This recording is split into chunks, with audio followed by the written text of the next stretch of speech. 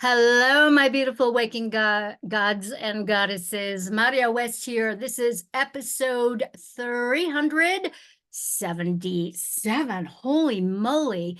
And this is our 11th installation of my video series, Conversations with Women. And today I have my very, very special longtime friend, Caroline Cabading here. Caroline, welcome. Thank you. I'm so happy to be connecting with you, Maria. I'm happy to be reconnecting with you. It has been a long minute. Holy moly. I'm thinking like maybe 10 years. I'm thinking that too, which is like Yeah, crazy, but yeah. that's really, really crazy. And you have an amazing story.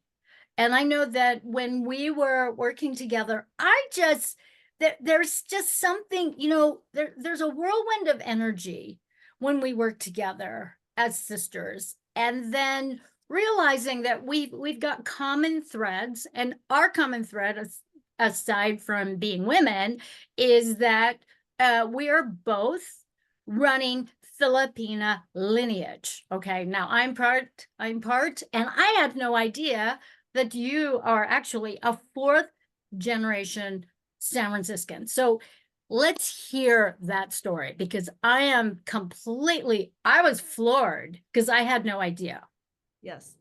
Thank you. Thank you. And the CD that the project that I'm currently working on, which is having its opening CD launch on March 22nd, is basically the story of that family. So and that's really what it is. It is an epic poem of my family's experiences here in America, specifically the San Francisco Bay Area, and basically turning that into a poetry piece and also a musical suite. So my family first came here in 1904, my great grandfather, and he experienced all of these tragedies of San Francisco, and yet we stayed. The first one was the 1906 Oh, earthquake. wow. That's By right. 1914, my great grandmother came here separately. Well, let me tell you a little bit about these people. So my great Yes, grandmother please. was a merchant seaman, really never wanted to leave Cebu, but decided to jump ship because he was sort of like sneaking in his younger brother into America, because he was doing the merchant seaman route from Manila to San Francisco. And along the way, my his brother passed away. And Mm. so spontaneously, he decided he was going to jump ship and sort of like live his dream. And that's how the first relative came here in 1906. Wow. That's My great, ballsy too. that's ballsy. But get this story next, which is the woman's story. My great grandmother, his wife, they did not come together. She came separately as a single woman in 1914 as a maid to a wealthy Filipino family on vacation. And she Wow. also said, screw it, I'm staying and I'm going to have a different life as a single young woman. So she jumped ship 1914. He survived the 1906 earthquake, thank goodness, or else none of us would have been here.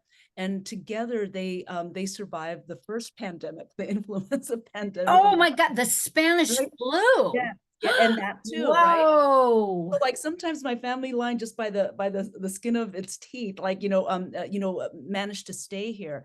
And Mhm. that's where those were their two pioneering stories. They gave birth to the first American, my grandmother.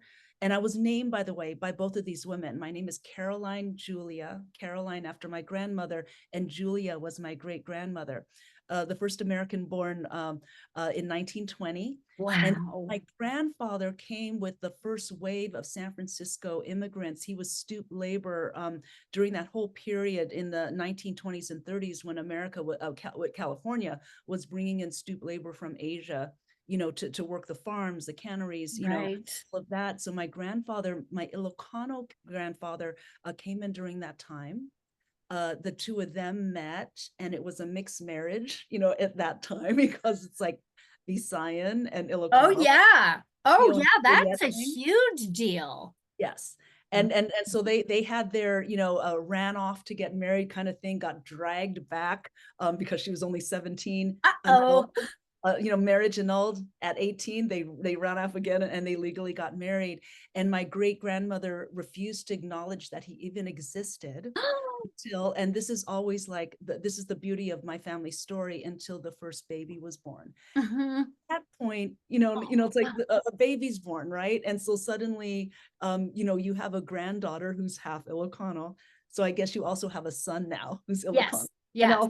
all things become like forgotten. So Isn't that, that interesting? yeah. Then my Love it. my mother was born, of my grandparents, and my father, who was an immigrant, and came to America because he joined the Navy to fight in the wars for Korea and Vietnam. And Holy yeah, moly. very interesting story too. I'm a military brat, and he went through a very interesting experience of fighting an enemy that was looking very much like your own father, son, brother, Yes. sister, right? So that's an experience of that's unique to my father, and yet try to still build a life here, and Mhm. like himself. My family was also very firmly here during the Third World Strikes, the Liberation Mhm. Strikes, the International Hotel anti-eviction movement, and my family was involved in that. So we've always been a union family. We've always been a progressive family. Um, Mhm. and then eventually I was born as well, named after many of these people, Caroline and Julia. Uh, Mhm. I Mhm. like to say that my mother, in naming me Caroline and Julia, and telling me the stories of these two women, started me on my own storytelling journey, Yeah. because that was one thing that my family did really well through all the heartaches, the anger, the joys. They were storytellers, and we got talk story. That's Yeah. so cool Yeah. because that's a However, and different now, experience yes. than the shame that I witness in my own family. Just don't talk about that. We're gonna speak English. We don't talk about that. We're just gonna deny, deny, deny, deny, and act as if nothing happened, you And know? move forward. And I Yeah. think that one of the gifts that my family gave me was that, yes, we were moving forward. Yes, we were standing firmly in our rights and our identity as Americans, but also getting a lot of strength and foundation from being Filipino. But we always knew everyone's story. My great grandparents died before I was even born, but the way the talk story flowed to Mhm. grandchildren, it was as if we knew these people. Um, and, Oh. and and so that's my family's story, and why this piece is a fusion of both tribal Philippine culture and sensibility, but also very much an American story fused Mhm. into the CD. Yeah. But that's my family. For now we're working on 6 generations, because my brother has children now. Yeah. That is so cool. Wow. I have a note here to ask you about your father's experience as a soldier. Did he Yeah. talk about that with you? A little bit. It's like I wish before he passed away that I could have spoken more, but he Mhm. was, as all, I think that a lot of Navy experiences for immigrant Filipinos, and he started off in the same way too, was basically to be a steward, which was like, Mhm. the service Right. or man to like officers. And so that's how they started. My husband is also from a military family, so the same thing with his father, where you started off as a steward, which was like, a personal, not even a personal assistant, but a butler almost, like to Mhm. Yeah. office. And my father had enough fight in him that he, and then of course he married my mother, who also had good fight in her too, and he knew that that was not going to be his destiny. So Yeah. he sought other things, and he became a CB, and got the skills for that. So my father was in that part of the Navy where they were right behind the front line, and they built the military, the units, the hospitals, all of that type of thing, in the Beautiful. he did 2 tours in Vietnam. Mhm. He also had a very interesting experience, because when he first came to America with all of his hopes and dreams about what America could be as a young immigrant man, he started his career, boot camp, so to speak, in the Deep South. And he was a dark-skinned Filipino. So he was oftentimes mistaken for being African American, and Mhm. very sober and direct taste of, Mm. of that type of Oh, racism. wow. So that also affected, we're talking 1970s, late Mhm. 60s perhaps. And so he experienced that. That was a part of his story. he experienced Vietnam. That was a part of his story too. I will say this much: when I was young and trying to get like you know, money for college and, you know, support, I was considering sort of like you know, joining a program that would bring me into the military so I could get my college degree. You Yeah. know, I'm a military brat, right?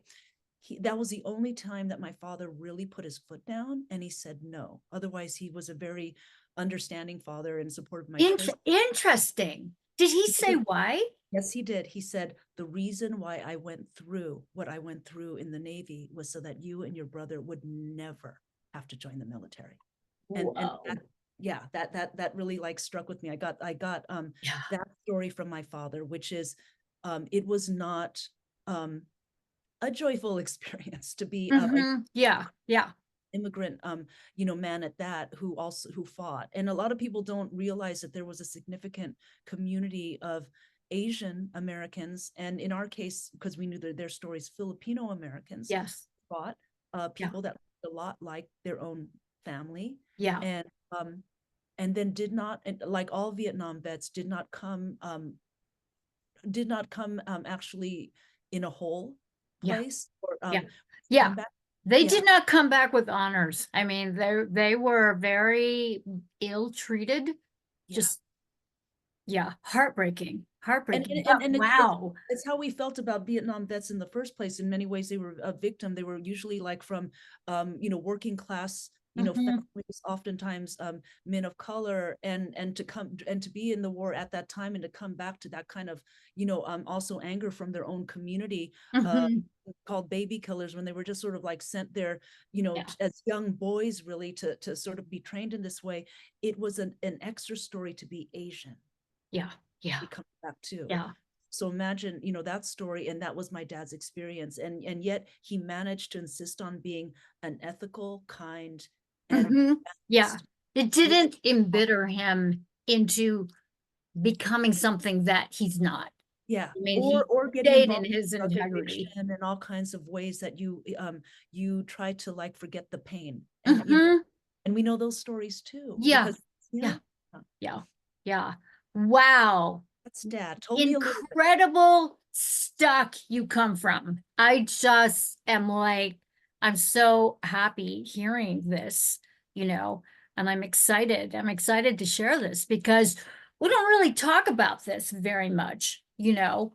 And I think it's important. And I think this album is like, I'm so touched by it already. I haven't even heard it, but I am hearing about it though, Yeah. you know. Anyways, continue. I didn't mean to Okay. interrupt. No, no. And so the album itself, it was interesting, like all the different ways that we tried to make sense of our isolation during the pandemic, right? And Mhm. and for some you know, couple of years now, I had been doing a couple of commissions that were exploring you know, what I do think is my birthright as an American, which is jazz. You know, that is what we invented here. And then also my deep foundation that I get from having studied for 20 years with culture bearers, the pre-colonial music of Mhm. the Philippines, Mhm. and which helped in many ways as a fourth generation American to figure out how I stood in this you know, basically racist you Yeah. know, country. So how do I stand from strength, knowing that I'm not really Filipino anymore. I'm most Yeah. definitely American, but not comfortable in that, Yeah. you know, in skin. Yeah. So these were my two worlds, and I, you know, I had been like in these separate worlds in my music, and feeling like sense of balance in my life. So when COVID came, I never really put the two together. I presented, learned, studied as a pre-colonial Philippine music student, and then I was also a jazz musician. Um, Mhm. I was starting to explore some fusions of the you know, of the two, mostly instrumental, you know, trying to contribute to a Filipino American jazz Yeah. estate. But during COVID, I wanted to explore the epic poetry of the Philippines. I was very inspired, Ah. because that's how history, you know, his ancestrally is passed on. It's like, especially for Filipinos that are not really a written, you know, culture. None of the cultures of the Philippines really are. It's mostly Right. Yeah. story. And It's the verbal yes, and and shamanic in so many ways. yeah, and beautiful in the sense that they're in telling the stories. It's just not, here's a story about our history. It's told in like a bard, it's sung, it's dramatized. And I was particularly inspired by the Ullalim, which is the epic poem of the Kalinga people. Those are the Okay. rice peoples of the Cordilleras. And Mhm. Ullalim is not considered like, an art form. It's considered history. So the bard is historically been a woman, and like Mhm. one or two are called in a special way to be this bard. And Mm. it's not a common calling, and you're usually recognized in your family, and you're usually taught by the Manuullalim, like the one of a previous generation. So you're taught Mhm. the woman how to tell this epic story in a theatrical way that engages people, but really tells the story of the Kalinga people, their history, helps them remember who they are and Mhm. why they are as they are, both morally, ethically, and in terms of relationship with each other. And I said, wow, it's like we should do that for a Philippine. We should do a Filipino American epic poem, because we've gone through like amazing struggles in our history as Yes. Filipinos. And because I was thinking about that, like trying to do a generic sort of like research on history. But when I was in isolation, I couldn't get as much what do you call it? I couldn't go out in the world and start interviewing people. And I kept saying to myself, I want to do something that's sort of like my family, sort of like my family. So I want to interview a bunch Mhm. Yeah. of, and then I said, well, what about my family?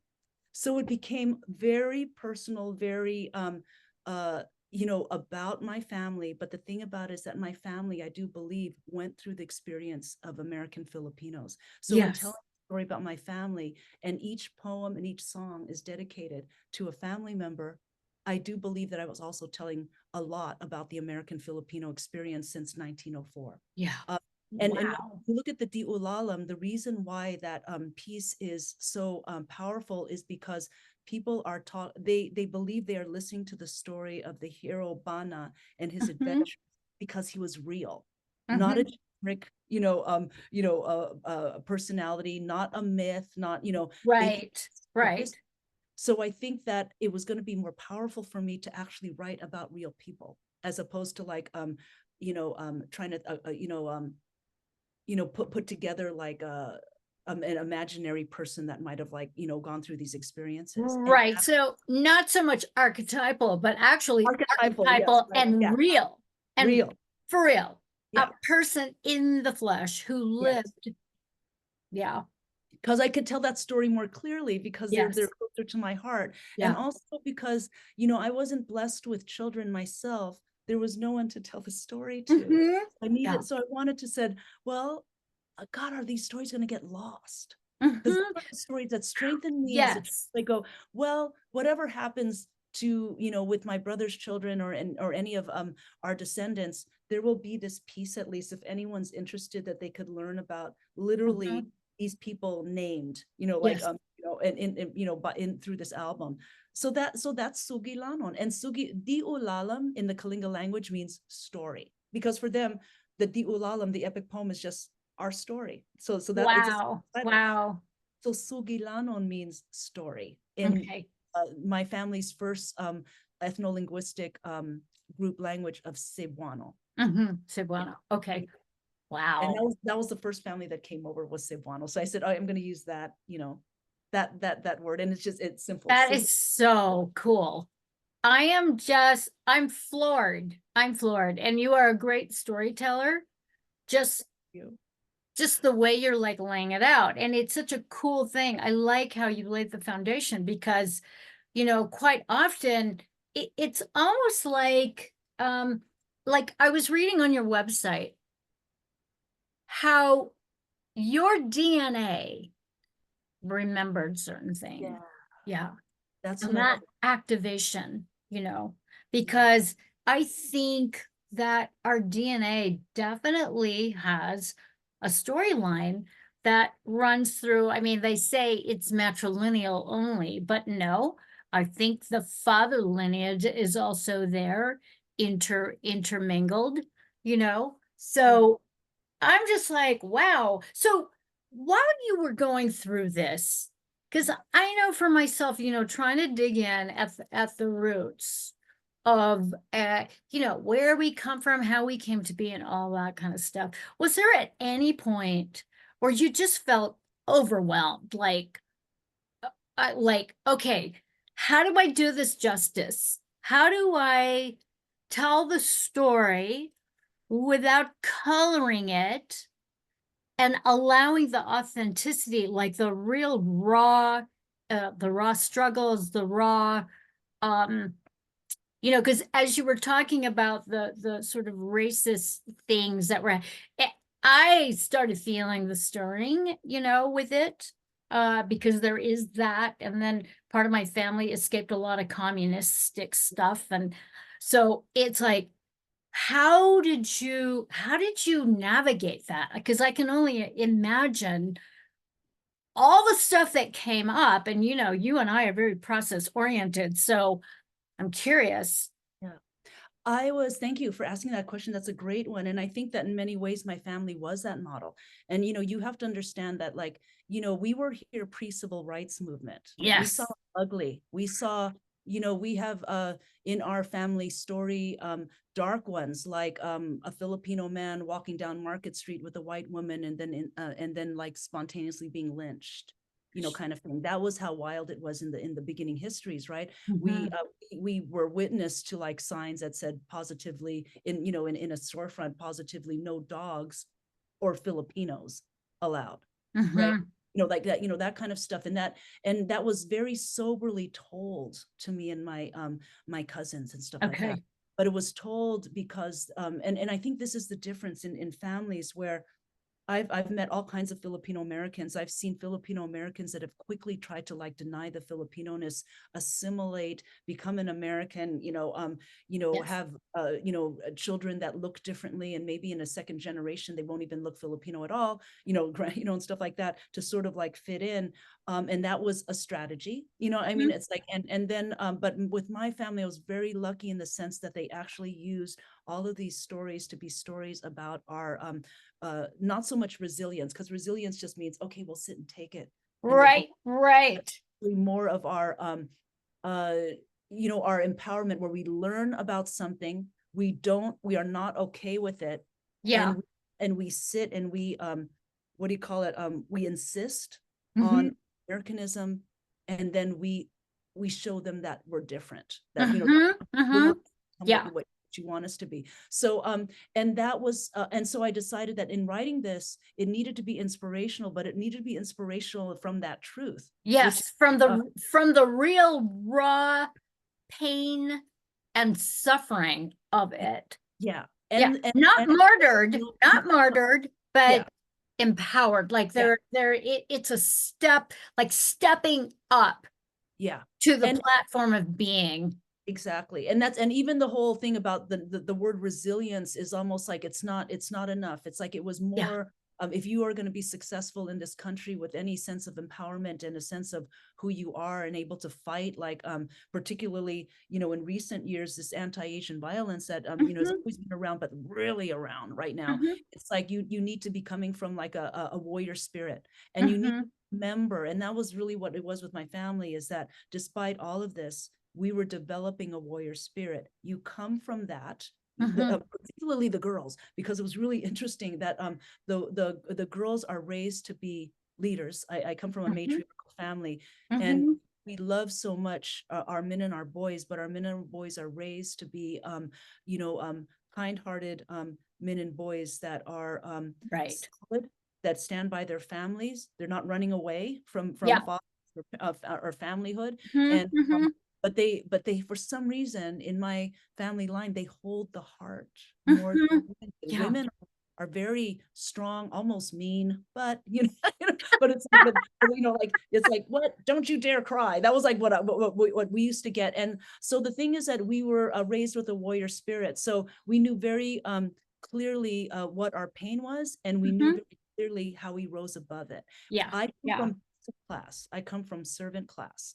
My generation has gone on not just to university, but to UC Berkeley, to get PhDs and things like that. In her wildest dreams, my great grandmother, who couldn't even read, who used to read newspapers upside down to sort of like grandchildren that she could read, and would smoke her cigarettes inside out, like the old way, in her wildest dreams. And maybe this was her wildest dreams, that she would have great grandchildren who were like, university, graduates. I I think love it. that's her dream. And so we live for her dream, and we live for her, all of their dreams, because we knew we weren't losers. We Yeah. weren't like Yeah. less, and we were gonna prove it. Yeah. And that's how it was. Yeah. Lucky to have a family like that, though. You really are. I'm so deeply touched and so impressed, because that just was not my experience. There was just a lot of secrets, a lot of we're not gonna go there, a lot of assimilation, not being able to speak, and to learn the English, all that kind of stuff. And it's like, wowie. Yeah. Yeah. So even in my work as executive director at the International Hotel Manila Town Center, the community that we're trying to build and grow as community space, I want, first and foremost, I want our people to remember that they come from warrior spirit and not victim spirit. Yes. So everything that we do is, and yes, it's important to protest. It's important to, like, to show your anger. But if you're doing that and you're going to a rally, or you're doing whatever you need to do to have that expression of anger, and you're not actually on the flip side also building something, yes, then we're just being angry. yes. Right? The over identification with anger, it will eat up all the oxygen, all the life force. It's dead. Yeah. And we both know that. We both know, because of, like, our teachings is that you just give it more energy. Yeah. But how cool would it be if you gave our families a different energy of building and foundation and joy, and being together in a very analog way too. Yes. With this, forget this digital stuff and everyone's but like, can we just sit together around a table and do, crafts and art? Yes. And together as a family, like 2-3 generations kind of thing. So it's actually an upward battle, because there's so much temptation to look at electronics and well, it's an easy default, and it's so automated in so many ways, and the younger generation, they just seem to be automatically plugged into it. I mean, they come in with all the stuff ready to go. I mean, they don't even need devices. It's like they're already there. Yeah. So that's sort of like part of the work that I'm doing too. So the art is important. I love being, a musician, but there's a part of me that, I guess maybe because I don't have like children of my own, that I want to sort of like also be in service to, next generation, and also bridging that generation to at least 2 generations forward, like elders and babies in the same space, and finding what I needed to seek out as a young adult to just make that happen for them, meaning dance and culture, in the center. So that's one of the things that I teach. That's where I'm going after this interview, is I'm going to teach like K through 6. Oh my God, how like cool. to dances and and that type of thing, and so that they get strength, from that, and understanding that pre-colonial Philippines had a lot of wisdom, there, and if we come back to that, that could possibly save us. Actually, pre-colonial everything in all is probably going to be what's going to save most Americans that are almost proud that they come from nothing. Well, let's talk about your work. Okay, let's talk about the executive branch work. Let's talk a little bit about that, because I know that's important. Yes. And it's important to my family in the sense that the International Hotel eviction, which is like ground zero, very important to San Francisco history, Asian American history, and Filipino history, because it was basically the ground zero event for the affordable housing and tenants' rights movement. was basically, what happened, in the 1930s was the first Manila town, or the community village of the first Filipinos in San Francisco, a flourishing 10-block village, diverse with Mhm. local businesses and people who live there, and Yeah. what families were there. They also, were a part of that, and my family was a part of that too. And in our memory, we remember Manila town redevelopment in San Francisco Yeah. slowly chipped away. Where was the location in San Francisco? It's actually right on the cusp of the financial district and Chinatown. So Okay. Kearney Yep. Street, where Market is, go all the way along Kearney up until Jackson. And I Okay. know this because you're a San Francisco gal. Yeah. That those 10 blocks was Okay. historic town, and it got chipped away, up until the point that it was just one residential hotel on Jackson and Kearney called the International Hotel. I remember. And we're talking about, like, stoop labor as young men that came in the 1930s as bachelors. We were, our people were not allowed to come in as families. There were a very few women that came, if any. Again, I'm very lucky because my grandmother was one of the few, my great grandmother was one of the few women, Filipino women here, and my grandmother was one of the few Filipino women born here. So to even have a line, considering that Yes. bachelors and anti-miscegenation laws, which prevented them to marry white women and start families, their chances of having family was very, minimal. So a Yeah. bachelor society was Yeah. been developed from the 1930s that was now aging, in place in Manila town by the time we got to the 60s. Isn't that so sad? I mean, it's like it's like population control. Uh, It's so horrible. So the beautiful thing about the International Hotel, though, is that, in the 60s, that, Mhm. during that time, this community of, elder bachelors had Mhm. recreated what family could be. They were living in Mhm. the SRO, they ate together, they Mhm. socialized together. And then at that time too, the young people who are in, that whole third world liberation front movement and the fight for ethnic studies, they Mhm. turn and look and go, what is our place here in America? What have we been? My parents won't tell us because they want us to assimilate. They Right. do a historic Manila town to get to know these men, to sort of like put repairs on, in their space, and Aw. to hear talk story from them, learn Mhm. about history. Yeah. So these two generations got together. So by the time the chipping away, the financial district started chipping away. When it came to the International Hotel, both of these generations said no more. No, no, and it's too bad that it came down to one building, but that was what it came down to. And so there was a 10-year movement, struggle, Mhm. anti-eviction movement, because what the owner of that building wanted to do was like throw old men, mostly old men, out into the street, so that he could build a parking lot, because of course how the financial district was Mm. developed.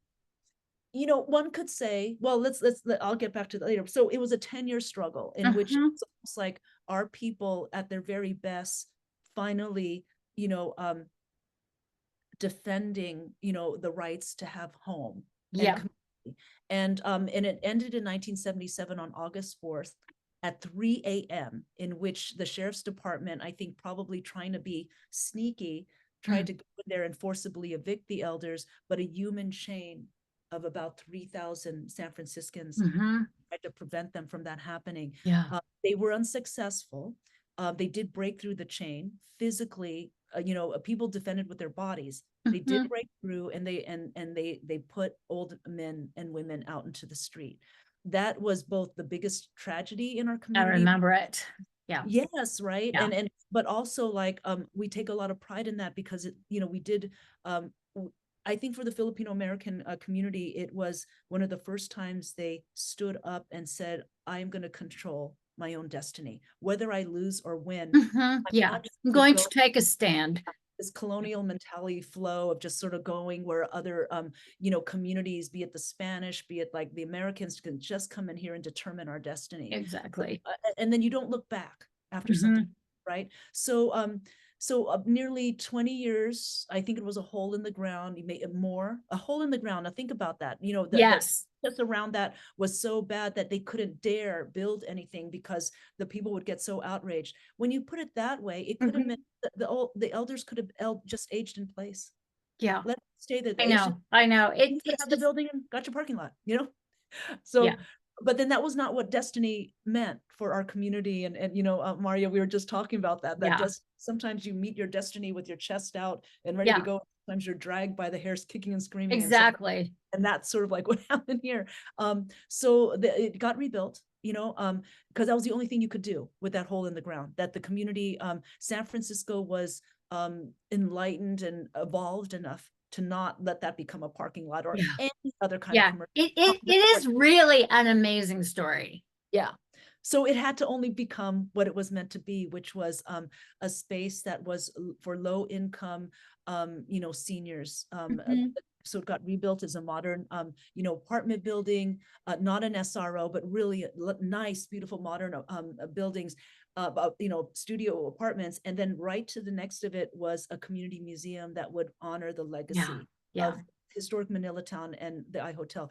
That's what I'm the executive director of. So that was a long story to sort of That like just, tell you about that. yeah, yeah, yeah. Thank you. Thank you for that. You know, I know when that was going on down, I was like 17, 18 years old, you Yeah, know, and it was a shit show. Like you couldn't even believe it was going on. Like yeah, unbelievable. yeah. Yeah. So And I have intense yeah, memories of that. right. Intense Like, what are memories they and gonna do? Like, are they gonna mow these people down? Like what? yeah. And they sort of did. I mean, They you know, did. like Yeah. in the Yeah. sense that they took sledgehammers to doors and I'm gonna, you know, when this is all over, I'm gonna send you a sneak peek, sneak listen to the album because Okay, one of do. it's about the I Hotel. Yeah. And one song, you know, when we were just talking about my father, one of them is about his Vietnam War experiences. So, Mhm. you know, how do I deal with that? I tell those stories. I tell those Yeah. stories, hopefully, and I write the music that hopefully expresses the anger, but ends hopefully in a state of positivity because like I said, we are warriors. We come from all of this. We made it through, so we're not going to be beaten as if we were victims, but Yeah. this but we still stand here Yeah. Yeah. firmly our Americanness, Yes. American, right? Yeah. Because don't tell us that we're not. Yeah. Don't tell us that we're not. Yeah. Yeah. It's like the American dream is not just one thing. Yeah. It means a lot of different things. And we all contributed, all of the immigrants that came here, whether they liked it or not, you know, forcibly came here, exploited to come here. Mhm. We all like came here and we made this our home with like whatever hopes and dreams, like you know, instigated us to come here. And usually it is because like in the case of my family, it wasn't like things were much better back home. You know, I came from peasant class. It was like, you Mhm. know, I went to go Mhm. visit my family, you know, you know, where my great grandmother came from, and they were still servant class. Mhm. So to Yeah. see in her coming here to like this country that was hardly perfect, there's imperfection in the Philippines. Of course, we didn't leave paradise. It's a beautiful country that is my It's a second. beautiful country and it's very wow. Yeah. It's got its own intense caste system. Yes. And it's hard to break out of that. Yeah. And my Yeah. family not until they moved to America. So there you go. That's the blessing that we came. Mhm. And in many ways it was worth it. All of these immigrants that came here said, I'm going to take this chance. I'm going to leave the home that is in my heart, you know, Mhm. and it's still in their heart because we were taught to love it. And I Yeah. go back every year anyway, right? Yeah. So, Yeah. but then I can't move forward. My family cannot move forward if I stay here for Yeah. whatever reason, because we were born peasant class and Yeah. servant class. Yeah. Yeah. So it was the right choice, you know? Wow, that is intense. But you know, you lay it out so well. And it's a very it's such a heartfelt story. Like I feel like I'm on the verge of tears and I feel like I'm on the verge of cheering. Just so much has like come up And so I want to just switch it up a little bit, and let's talk about you. Let's talk about you, you meeting your husband, how Right. that came about, music, um, and your voice is so beautiful. I've been playing, there's a download that you have available, and it's just so lovely. So anyways, it's part of my little playlist that I do when Oh, when I'm like working yeah. working, and I'm really really wanting beautiful music, and just yeah. So anyways, So my husband Chet Canlas, he's actually Kapampangan. So like so and this is an interesting thing. At one point, you know, your ethno-linguistic groups sort of get thrown out the window in America. You yes. know, like if one of the cute little stories of my family was that a Cebuano girl and an Ilocano boy getting together was, oh, that's like, you know, a mixed marriage. If that, you know, back then in, you know, in 1940 or something, right? It's like that's so not an issue when you have like a Cebuana, Ilocano, and he's Kapampangan. At that point, you're just Filipino American. Yes, Right? exactly. Um, Exactly. so so we met because we were he was a guitar player for a Pinoy rock band because in I my early love it. had a bit more anger. So there was like, it needed to be like a, you know, like a bit of a punk energy that I was writing from. Um, and he was a guitar player. He's definitely firmly from the punk era. And my destiny would eventually be jazz, but then I needed to go to that, you know, like angry place Of for course, of course. and then we were in this band and you know and you know as you know things usually go when you're working together, you go, well, we're going to make it very clear that we're here professionally, we're working together, and getting together would just not be an option. That would be bad for the music. And we Yes. both agreed firm, and then got married. So, so, like, Oops. like that's a oops, you know. But he did. But one thing that was really cute that he did say was that, well, you know, when he proposed, he goes, of course, you know, we're going to have to, like, one of us is going to leave the band. And I go, well, why? And he goes, well, you know, you can't be the boss of me of two things. So I said, oh, okay. Well, do you put it that way? It's like, you know, like, yeah, that's like, we'll now do different art projects. And then I'll just be the boss of you in our marriage. Oh, You know? that's so great. Oh my God, that's fun. Yeah. So we are on separate projects, but of course he's wonderful because as a musician, you know, the bad news is that he wants me to be my best, so he will truly give me notes. And it's like, and sometimes, you know, a gal wants to hear, like, you know, just like the good news, but he'll give me the real news. Yes. Be my Yes, best. that frankness, that is Yeah. like, geez, honey, maybe you could like tone it down a little bit. So I do get that. He also, his second passion was actually filmmaking. So in the Ah, years since we first got together, he's really developed that. And so we've done, and we have very distinct roles. So like, you know, if I have my projects, he has his. mhm. When it comes to like, because I'm a natural organizer, I'm his executive producer for his film, so he could be an artist, you know, cinematographer, you know, editor, and I hold that role. I'm not in his space, Yeah, and the ways that I need him to help me level up my composing and things, because he was like you know, a music major in college. He's there for me without actually being in the band, right? And yeah. so you know, Oh, that is so great. yeah, one has to negotiate that way. And I think in an artist family, or else there's going to be competition, or it's not going to work out, or, you know, that kind of thing. And so and we fight, we have good, healthy, you know, you know, and I think that's important too. We can't pretend to not be, you know, in our Oh, anger or exactly. And to have passion. yeah, I and think have that's passion. I think that's one of the main components of a successful partnership, whether it is a marriage or a business partnership, a collaborative effort, is that you have to have the passion, and you have to leave each other alone. Like, you have to be able to coexist in silence, in solitude, and to be able to come in and out of each other's space Yeah. in order Have for, jealousy around that, right? Because it's like, you're not spending, you know, why are yeah, you disappearing for 2 hours to practice? Well, he does get that. He's a, you know, he's an yeah, editor. Yeah. like it's even more hours that he's sort of like in isolation and we're in different parts of the, the house. Yeah. Yeah. And thank goodness for that, because I couldn't deal it, wouldn't work for either of us to be, we're Yeah. so together, Yeah. that kind of, You yeah. can't suffocate each other with that kind of thing. And, that is the status quo for most couples, is that, there isn't a deep respect for creativity, for each other's passion. It's like the sort of end all be all, and it's just not. Yeah, not for me, not for you. Yay. But I mean, and you two have been together for years now.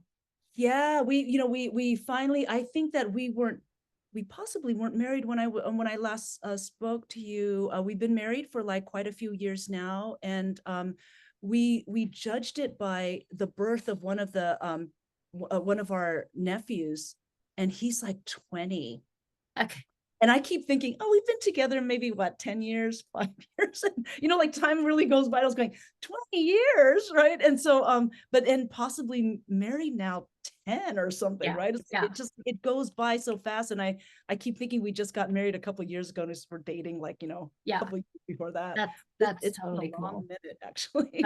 That's totally cool. Yeah. And how do you navigate the fighting? Like, is it mostly creative differences, or is it more timing, pacing? That's a good question. We speak usually very clearly, Mhm.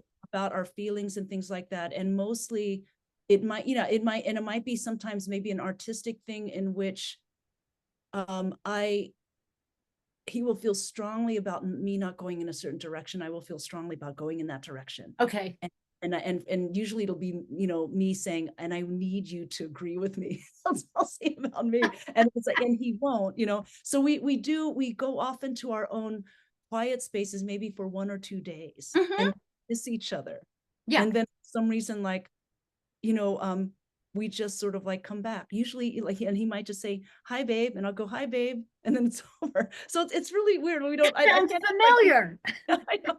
It's just that you miss each other after a Yeah. while, Yeah. and you think that maybe that wasn't a big deal, and then also that we know that he might still make, even, like, be it something that I might have an opinion on around editing, or his work, and or even Mhm. music, that he knows that whatever he may say to me, I will still make my decision, and whatever I say to him, I will back him up as his producer, for him to That make. that's awesome. That's Yeah. awesome. Did you guys go to classes to do that one, or? No, it's really funny that we did not, but I think that a lot of it is in some ways like we're very much alike in that sense, that Yeah. a strong sense Yeah. of where we stand artistically, but we also would like to have like some guidance or opinion, because we know that there's danger in thinking as an artist that everything. You Yeah, do. because you don't. You Yeah. don't, and there are other ways of perceiving, other ways of going about, and perhaps easier ways and better ways. Yeah. Yeah.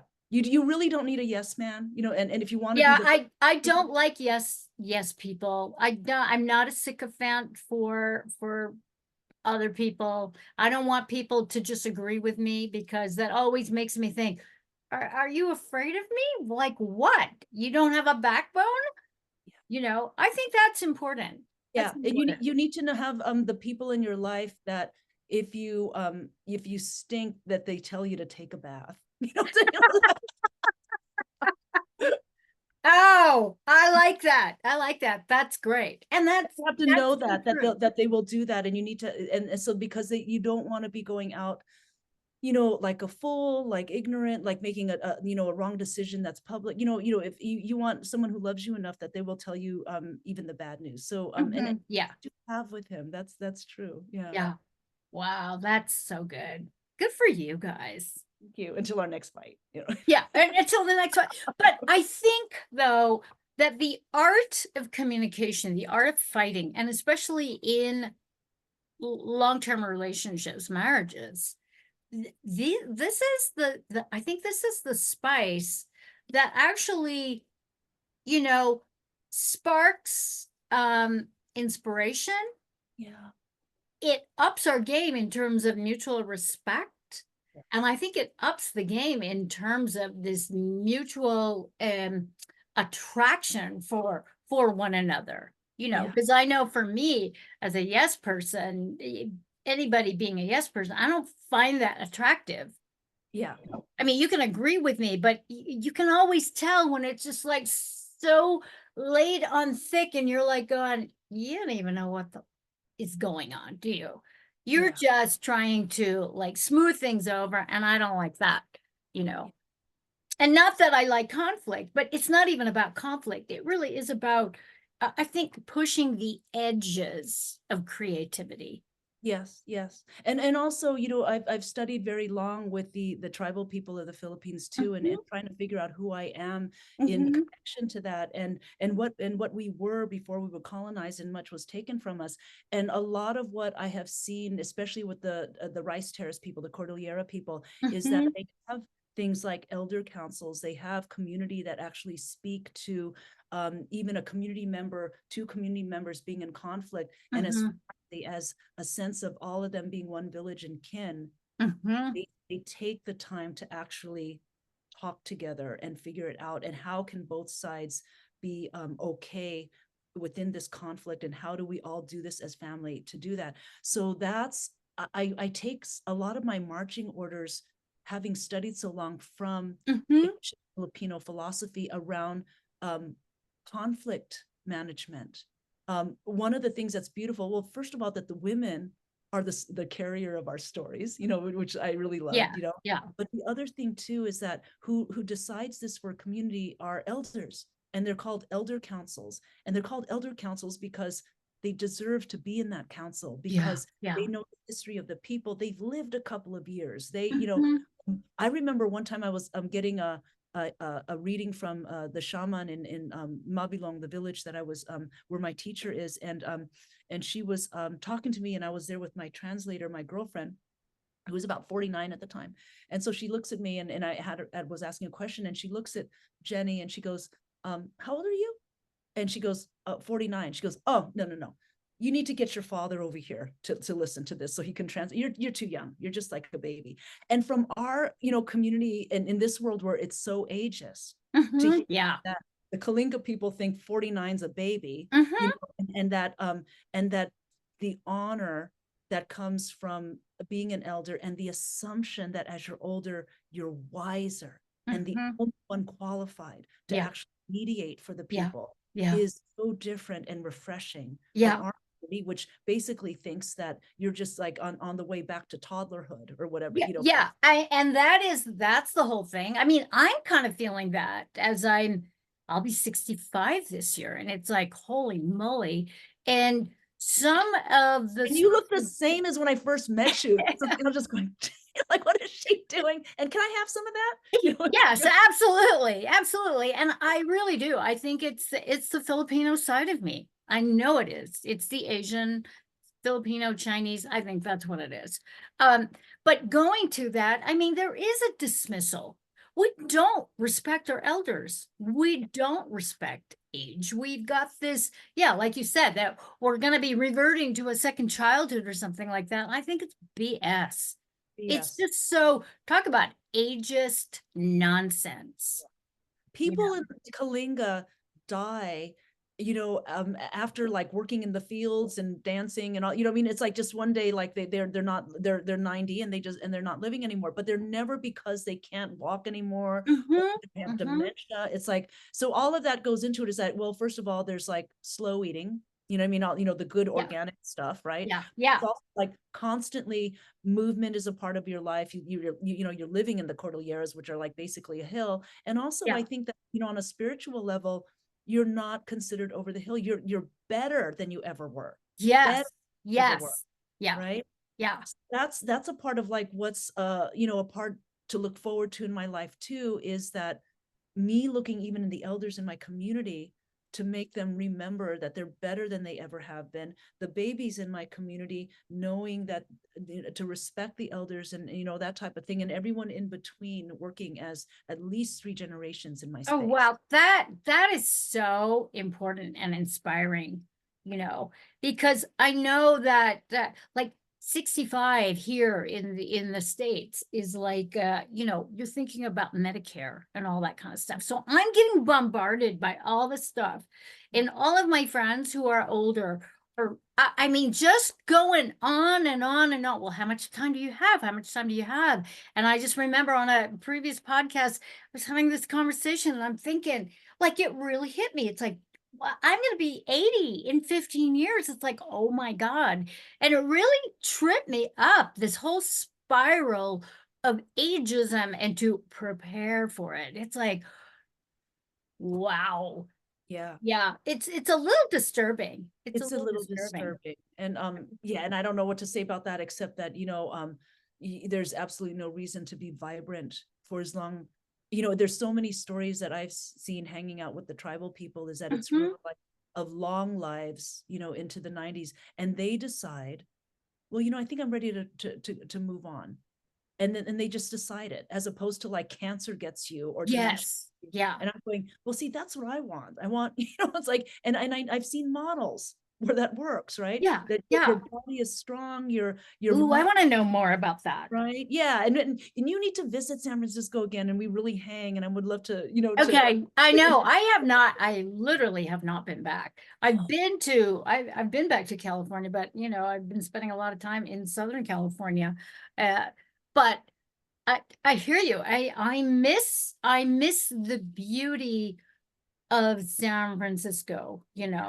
I don't miss a lot of the sort of anyways, it's a whole other story. We won't even get into, why I left and all that kind of stuff. But yeah, I hear what It's in, you're an saying. interesting turning point right now, because we're trying Mhm. to reactivate. We're the slowest city to actually like reactivate, because we put all our eggs in one basket, which was the tech community, and they abandoned Yes, first. they sure did. They Right? threw San Francisco Yeah. under the bus, Right. But the literally thing and about it, figuratively. when you come from a family like me that has been here since 1904, and we've seen like all kinds of devastation in San Francisco building up, one of the things that comes, from that in your family is that, oh yeah, but we've always built up.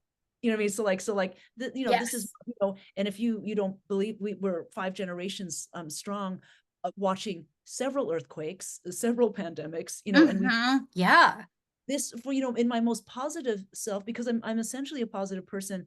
This perhaps is an opportunity and a window for San Francisco to come back to its bohemian roots. Now, wouldn't that be? That would be really, really cool. Yeah. I vote for that. I vote for that because, it was such an amazing creative time being part of the punk rock scene, you know, and like some of my fondest memories were at the Mabuhay Gardens. Right. It's Yeah. like all of that craziness, and it was so fun. I mean, it's part of the culture, and then all of a sudden, I don't know. Well, it just went into so many different iterations of awful. Yeah. We're gonna figure it out. Yeah. It's when you're a longtime family of a place that you love. It's I remember when I went to Naples, and I was just going, you guys are like constantly like just built over the old, everything that Pompeii, sort of like buried. You just kept building over. I go, and I remember talking to someone, I was going, it never occurred to you to leave, because Oh, and no, they go, well, no, it's home. it's And home. the same thing Yeah. with island people, that there's like, no, it's like, yeah, that whole little spot there where our house got buried and it's now a log. He goes, it's still our land. Yeah. And Yeah. one day our family will be there again. That is what inspires like me as That's a pretty yeah. cool. Yeah, Naples. Oh, I love it. What do you I think? know I'm thinking about the little pizzas from all the Yeah. that's what I'm thinking. I mean, the yummy pizzas, all the grease just goes Yeah. right down your chin. It's like, oh my God. But that's it. It's like Yeah. you either declare that this is home and you see Yeah. it and you love her. You Yeah. love her, Yeah. with like just like any way that you would love someone unconditionally, you know, Yes. and or you don't. Yeah. And if you Yeah. don't, get out. We're happy to see you go. Yeah. And It's like, and goodbye. maybe some No. local, some native San Franciscans can afford to live here again Yeah. if these other people Oh, go. oh my gosh. I mean, the move for me, and I mean, it was like I'd spent 36 years in the Bay Area and, raising stepkids and the whole nine yards. And when I got here to New Mexico before I went over to Europe for a few years, I was thinking, what was I thinking? It was so insane, just the contrast of property taxes there versus property taxes Yeah. here. I mean, it was astounding. And I'm thinking, I didn't even question it, Yeah. you know, Yeah. because I decided this is where I was going to be, you know.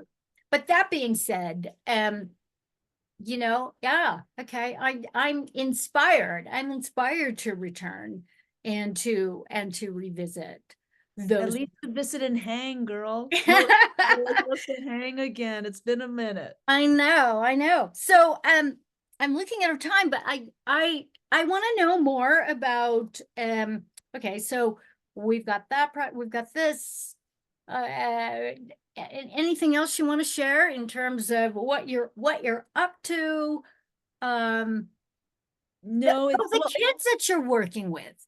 yeah, and no, and basically, that could be a whole conversation too. Yeah. Basically, what I'm trying to do is that I don't want to just be someone who is protesting and angry. Yes. I wanna actually build something, and and so in this little space, which is like the remnants of like historic Manila town, but we do remember it because if you don't talk about it, if you don't remember it, it's as Yeah. if it existed, right? It Yeah. disappeared. So Yeah. that is like I'm the steward of this history, and my Okay. staff of this history and of this legacy, a proud legacy. And it's harder to bring the Filipino community into space where they don't live in, but then we're ready to deal with that upward battle by having this lovely space and community gathering space for them where there are exhibits, there are original artifacts from the I Hotel, and classes and that are very consciously built to be multi-generational. I like to tell people that Beautiful. the youngest one in my community is the 5-year-old who is the daughter of my education director, and the oldest person is in her pushing 70, and she was an evicted tenant in 1977, came to live back with us. The youngest one walks around as if she owns a place. The elder walks around as if she owns a place, and they're both Beautiful. correct, because and that's exactly what I want in this space, is that the all the people come in here and they think it's a Filipino living room. You can learn in this living room about your warrior spirit in this San Francisco and our contribution to San Francisco history. You can learn how to play and dance and weave, in the pre-colonial traditions of the Philippines. We teach that stuff here so that you don't, Wow. I did, and had to go all the way to the Philippines to learn it. There's jazz because that was part of our legacy too. So there's always a free jazz concert. I do my very best, work hard like a dog to write grants so that it is financially accessible to working class families, which we Beautiful. also teach, because our languages are dying. Filipino is not Tagalog. You were even losing deep Tagalog. Yeah. So Yeah. that's part of our mission too. So we teach one of the few places in the country that teaches Ilocano. Okay. And Okay. that's actually starting this Friday. And we call it Ilocano culture through language, because Wow. vocabulary, you're learning why did we choose these words? What's the spiritual meaning about a people? Because really languages are all about understanding the people. Yeah. So we teach from that perspective. I'm not teaching you how to bang on gongs. I'm Yeah. going to tell you what those gongs mean to the people. Yeah. Was a part Wow, of, that is amazing. right? So we're going to get the hard the hard way to learn about everything. You're going to really learn what the philosophy, you're going to feel like what ancient Filipinos felt like in their biggest dreams about what community could be. And then I'm going to show you how they played their instruments. We're not going to just bang on. Wow, that's beautiful. Are you filming all of this stuff? Are you archiving it? Yes, we are, because okay. one of the things that we also do is that we have 3 pillars. We have Manila Town Arts, which is like about all the ways that we express ourselves through music, poetry, visual exhibits. Manila Town Academy, which Okay. is how we teach, but Manila Town Archive. Okay. So also like Cool. the steward, the true steward of like all of the stories, the media, the films, you know, and preserving it and making it accessible to the people. I just have this little area of the world to take care of, but that'll last my whole lifetime It's because it's it an represents important part generation. of the world to take care of. Yeah. It's So we part of have the living archive, here. arts, Yeah. and an academy in our little. Oh, wow. Yeah. Wow. And what I would say to people, if you happen to be in San Francisco, we are right here in the center of North Beach, Chinatown. It isn't going to get more delicious than coming to visit us, you That's know. awesome. That is so awesome. Wow. Oh my God. This has been so delightful, Caroline. You have No, no idea. wonderful to talk to you You know, again. Oh my God. yeah, yeah, and we'll have you on again. Do you have any parting words before we close and say goodbye No, for but what I now? will do is that after this is over, I will send you like some links maybe to share, Yes. you know, Yeah. with folks. And also I want to send you a link to the album. Okay. All right. Yeah. Sounds great. And we will have all of Caroline's information down in the show notes below.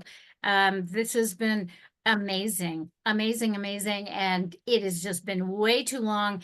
And we will have you on again. You know, I really want to keep track of what it is that you're up to because this is important stuff. You know, it just seems like so many things are getting homogenized and just diluted, and no one wants to talk about things. And so it's important to have people like yourself, like out and being shared.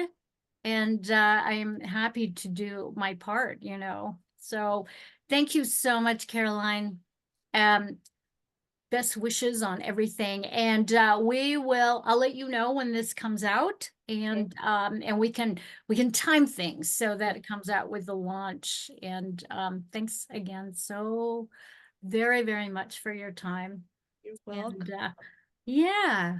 All right, my loves, that is it for now. And so until next time, here is to love, truth, and beauty. Mwah. Ciao, Bellas. Ciao for now.